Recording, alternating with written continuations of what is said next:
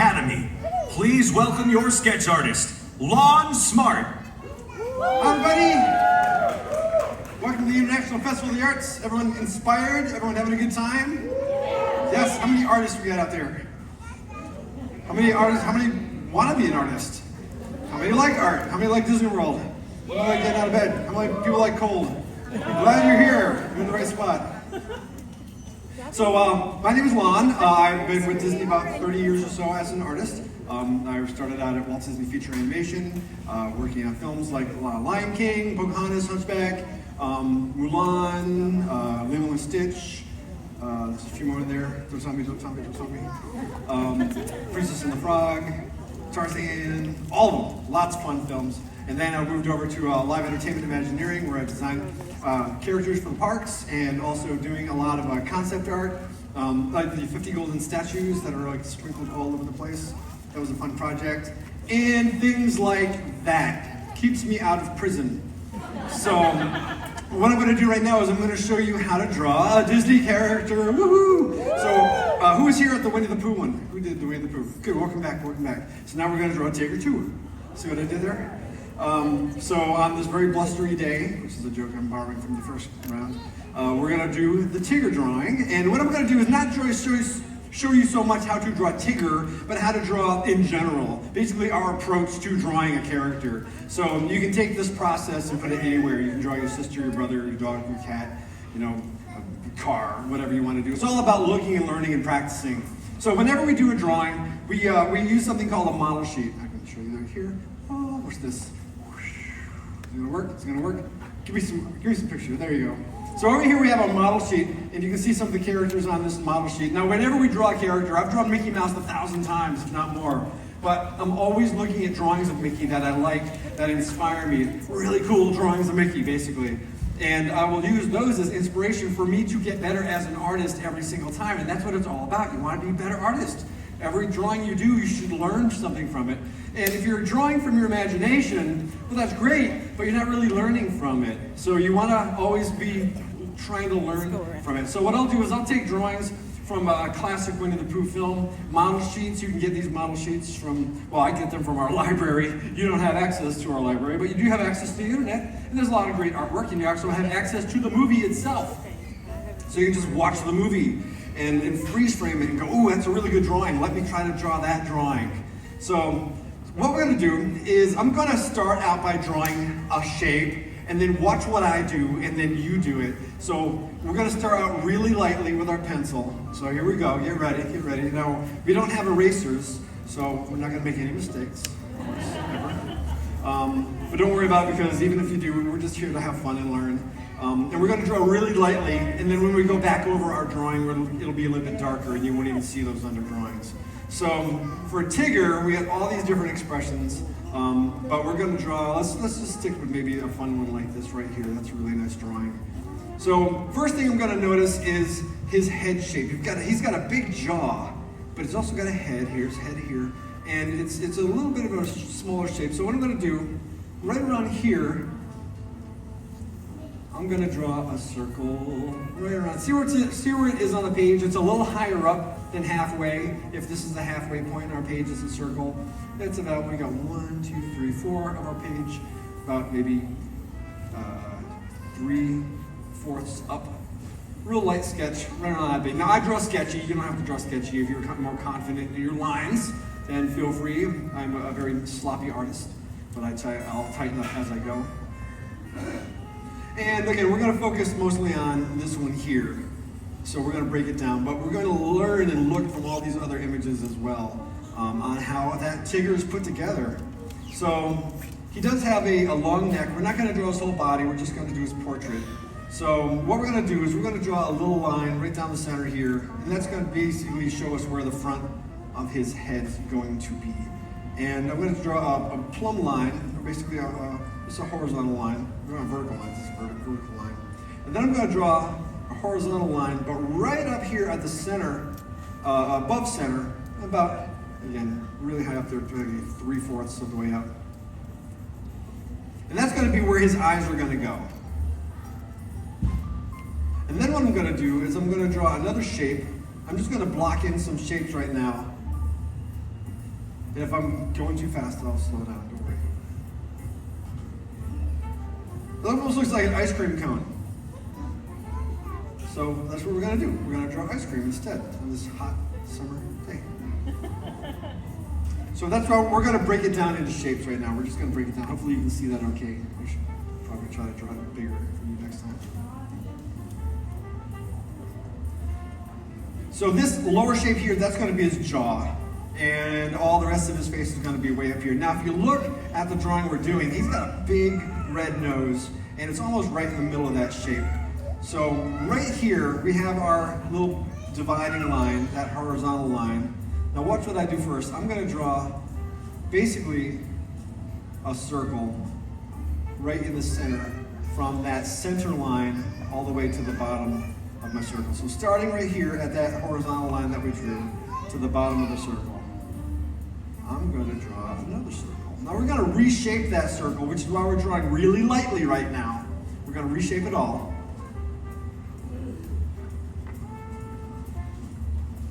And we're also gonna get rid of this circle eventually. It's gonna be a lot more angular. As a matter of fact, if we look, we can notice that his shape, he's got a bit of a point on the top of his head. It actually does come to a point. So we're gonna start shaping that head to be more like a diamond shape. So now watch what I do. I'm gonna take my lines, and I'm just gonna lightly sketch in some straight lines here and here. And we're gonna come down on the sides here and here.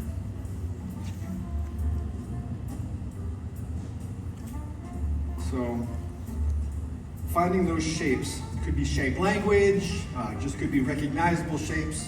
If you notice that there are a lot of triangles all over him, including his stripes, of course, but even his ears are triangles.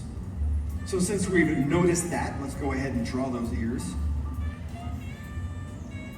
But his ears also are much more, they come out a lot further on the top than they do on the bottom. So we're not gonna draw a perfect triangle, we're gonna draw a triangle that kind of looks like this. See the way it comes in over here? It's like a lot further in than it is out here. We're gonna do the same thing on the other side. Look how big they are.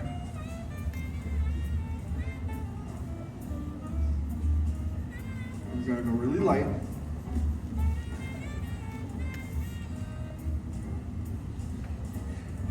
So once we did that, we noticed that right here, where we have our dividing line, our horizontal and our vertical line, is where we can start to draw his eyes in.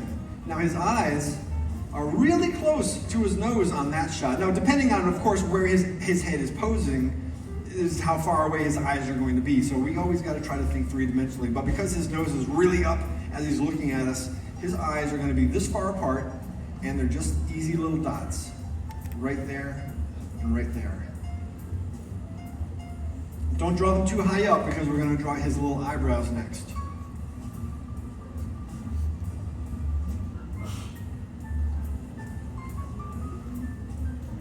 And then when we do that, we're going to draw two curved lines right here and right there.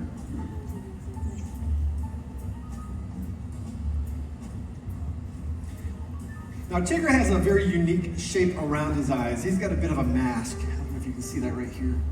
It's a mask that goes all the way around his eyes, almost like it's a Halloween mask. So we're going to draw that in. We're just going to block that shape in right here, just to identify that it goes in behind his nose. Well, it wouldn't be behind his nose, it would actually just travel on top of his head. But for the sake of the direction that he happens to be looking, that's where it's going to go. One of my favorite things about Tigger is his eyebrows. He's actually got two stripes that act as eyebrows. And those eyebrows will frequently fly off of his head. They'll go way above and even disjoint from his head. Because he's a cartoon, he's a drawing. You can have fun with it. So what we're going to do is I'm going to do a thick line, watch what I do here, above his eye and his eye, well I guess that wouldn't be his eyebrow, he has two eyebrows. That's basically identifying the outside of his eyeball, or his eye socket. So we're gonna do a shape like this, above that eye and above this eye. And it's basically gonna be another triangle. It's a long triangle that's nice and pointy on the outside and thick on the inside.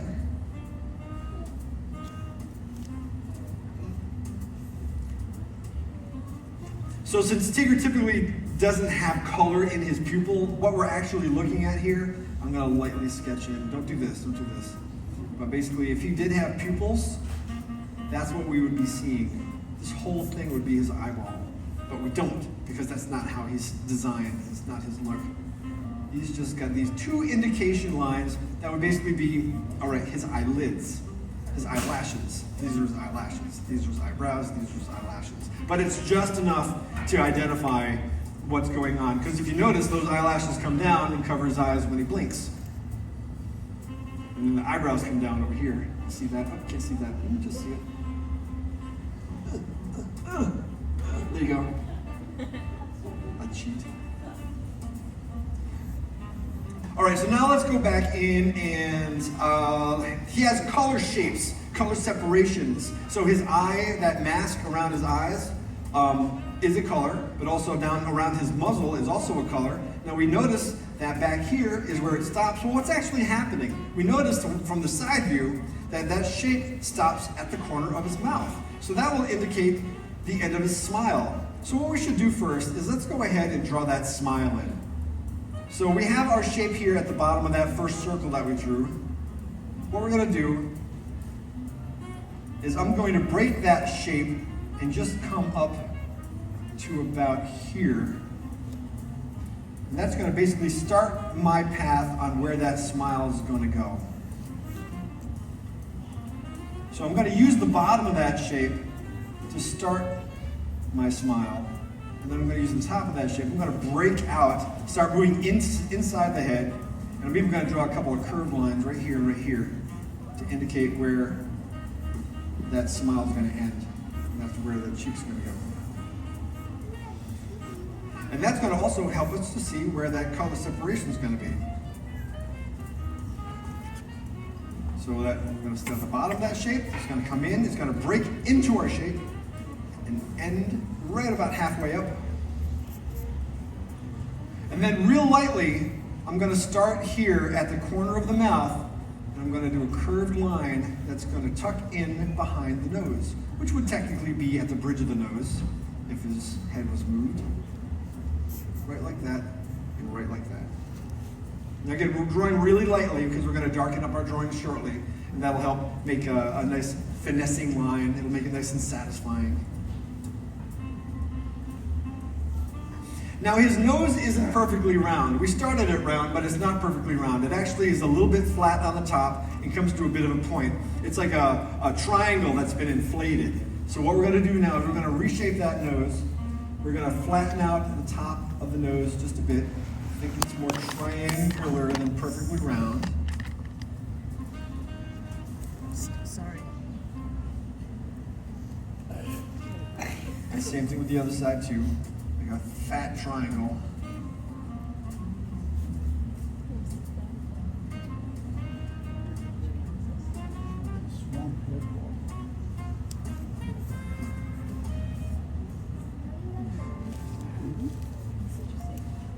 And now we can start working on some of the contours of his head. So we've got the cone part of his ice cream cone head. Well, we're going to round that out now. So let's go ahead and watch this.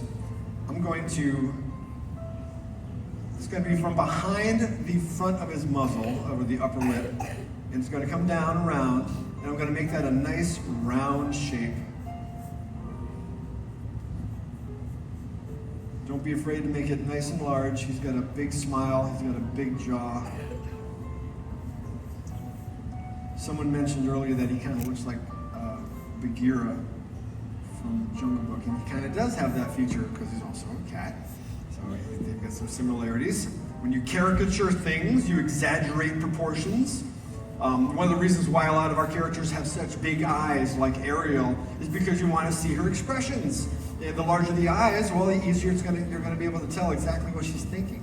So it helps. It helps out a lot. There's a method to the madness. And then what we're going to do on the side of the head, we're going to solidify that diamond shape below the ear, and it's going to tuck up just behind the jaw. We're going to do a little bit of an S-curve shape too. So it's going to drop down, curve up, and then back down. So we're actually doing a shape like this. That'll help unify our shapes together.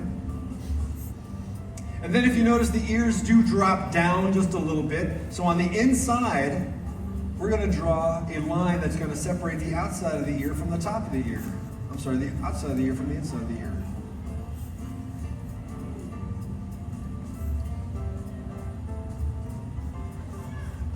And we're going to solidify, or make that nice thick and thin line to clean up the outside of that ear. And if you're curious what's happening on the inside of the ear, we're going to round off that diamond shape. And it's going to tuck into the top part of the ear, just like this. It's on the other side too. Get my hand out of the way. And then, now when we do a line, we're going to do a thick and thin line. Thick and thin lines are typically really thin on the outside and thick in the middle. Another thing these thick and thin lines help us do is to create weight and sometimes shadow. So if we don't shadow our drawings, a thick line will show us where the shadow might be. If we have a round shape and we want to show exactly what the heavy part is, that heavy line will help generate where the heavy part of the ear might be. So since the bottom of the ear would be the heavier, more shaded part, that's where the thicker line might end up being. So the lines help tell the story in the drawing when we don't have the luxury of color and shading and shadow and texture. Less is more. Simplicity at its best. Yeah. And it helps also when you're dealing with animation. You have to do a whole lot of drawings. These drawings that we do for an animated film have to be pretty much almost 12 to 24 drawings per second of film. So the easier that we can make these characters to draw, the faster it's going to be, and cheaper, and we can also get into the next film. But we still make them pretty detailed. It's all about the detail. So as long as it doesn't sacrifice from the quality. Okay, so now what we're going to do is we're going to clarify the outside of that color separation between that little eye mask he's wearing. And we can also do the same thing with the color separation that would go around his muzzle. And now we can start adding in some of those stripes. We're going to keep it easy. We're just going to do 2 diamond-shaped stripes, one right here, and same thing on the other side. He has general patterns for stripes, but for the most part, it's pretty much whatever looks best in that scene. And of course, he has a cleft in his nose, so from the bottom of that diamond fat nose, we're going to draw a little line right down the center. And if you really wanted to kind of make more of a proper portrait, we can start to draw a little bit of the neck, knowing that that neck is going to technically connect in the back. Don't draw that part. I'm just showing you an example. You got to think through the drawing in order for it to be believable sometimes. We're just going to draw a couple of curved lines right out the bottom here, and then another curved line right here just to indicate the top of the chest. It's just a portrait. We're not going to do the whole body. Don't worry, don't worry.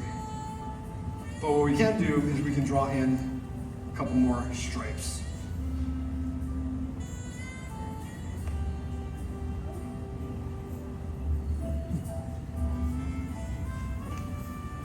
And then what I want to do now is I'm going to darken in his pupils.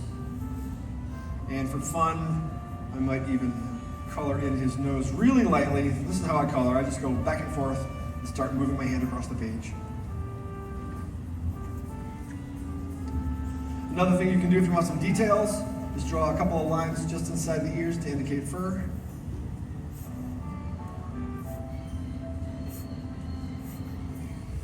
And basically this process is, again, the process that you would use to draw anything you want. So it's all about looking and learning and studying. But when you're done with this, most importantly, you gotta sign your name. And you can sell it on eBay for $1 million zillion. You're gonna send me half. So I take credits. So, well, there you go. So now, the moment of truth. You gotta hold it up, and I gotta see it. I wanna see what you did. I showed you mine. I wanna see what you did. Nice! Oh my gosh. Fun, perfect. You did the ears just right. You did the ears just right. Great. Oh wow, spot on, right on the money. Okay, so a lot of you have drawn before, obviously. This is not the first time you've drawn pictures. Oh, you got your little books back there. Oh, that's kind of cool. You just kind of like bring those around and are you doing drawings out in the park with those? That's great. I love doing that when I get the opportunity, is just go through the park and just spend a day drawing. Nice. Excellent, excellent, excellent. Oh, you're also good. Hide your face. Yay! Ah, that's adorable. I want some of these. Oh my gosh, that's the greatest. Thank you, thank you. I see yours. Come on, show me. Turn around, turn around. Nice, great, great, great. Let's see over here. So I got a couple more minutes. If you have any questions about animation or Imagineering or just design or art in general, how to put a portfolio together for school, love these, love these. I'm here, so shoot out some questions, please. I see that one way back there, really nice. Love it, Louis. You're so good. You have fun? Do you learn something? You're all like, just kind of learn along the way. That's what it's all about. Learning as you draw. That's so great. Oh, you did the whiskers. How could I forget the whiskers? Thank you for reminding me. She did the whiskers. You can't forget the whiskers. Here we go. Real easy. Thank you. See, she's teaching me. I'm teaching you, she's teaching me. So, all right, so questions about art or what we do? Hi. Outside. Okay. Are we doing anything with a new expansion at the Magic Kingdom? Me personally, not yet. I'm doing a lot of stuff right now since we are huge. We actually do a lot of work with Disney Cruise Line. I actually just finished some work. My big project for the last 6 years was Zootopia Land in Shanghai. I was working on a lot of that and creating, you name it. We were coming up with so many fun ideas for Zootopia Land. And now, since we talked about it, I can talk about it. We are creating a Zootopia attraction for Animal Kingdom. I've been working on that, and that's going to be a lot of fun. Very excited to share that with you when it comes out. As a matter of fact, I think I am drawing Nick and Judy in February for this, so I'll be doing some of that. But a lot right now, for the moment, a lot of Disney Cruise Line stuff. Yeah, we got a lot of ships, and we announced that a few months back, all the new ships that we're going to be putting together, and all of our ships are unique. We don't cookie cutter anything. It's like the next ship is now totally new idea. That ship's done, move on to the next one. So if you've not done a Disney cruise, please do. It's wild. These things are way more impressive than I would have ever thought a cruise would be like. It is a really wonderful experience. I'm not here to plug that, but I gotta admit, it is pretty cool. So, okay, any other questions? Over here? Yes? Are you the one that does the videos on the cruise line? Busted. Yes. I do the videos on the cruise. Who's done the cruise? Okay, who's done the how to draw? All right, that's me, yeah. Yeah, that's true, I forgot about that. If you go on the cruise and you go to the how to draw, they videotaped me, and I was like, I had my COVID 20 pounds of every year back then, so yeah. Actually, I've not had a chance to get on and see them yet. I'm hoping to get a chance to go look at it. Is it fun? Do I embarrass myself too much? It's basically what you just saw, really. I mean, this is Except you have the turning table. yeah, it's the turning table. Okay, yes. Do artists draw every cell? Do artists still draw every cell? Not anymore. Back in the day we did. But depending on the project, a lot of times we'll do something still traditionally. I still do animate traditionally for a lot of projects. I won't draw them on cells anymore, but I will draw them on frames digitally. A lot of times I'll draw on my Wacom Cintiq, which is a digital screen, or even my iPad, and I'll animate that way. So I've just basically replaced the paper with the screen. Same thing. I'm still drawing the same exact way here. It's just with a stylus, but I'll still do every single drawing by hand whenever I'm drawing Tinkerbell or Winnie-the-Pooh or something animating that way. I just actually, if you go to the Grand Floridian, you'll see on these monitors the penguin from Mary Poppins coming out and doing some stuff. I animated that, and I did that on iPad. So, and it actually worked out really well. It's amazing when the technology helps you out, but again, I'm still drawing it traditionally. So, are you good on time? We got a couple more minutes? Okay, any more questions? You want to get out of here? You want to warm up? Okay, great. Right, well, hope you had a good time. Please remember, get out there, get inspired, stay happy, because happy people make for a better world, and enjoy your day.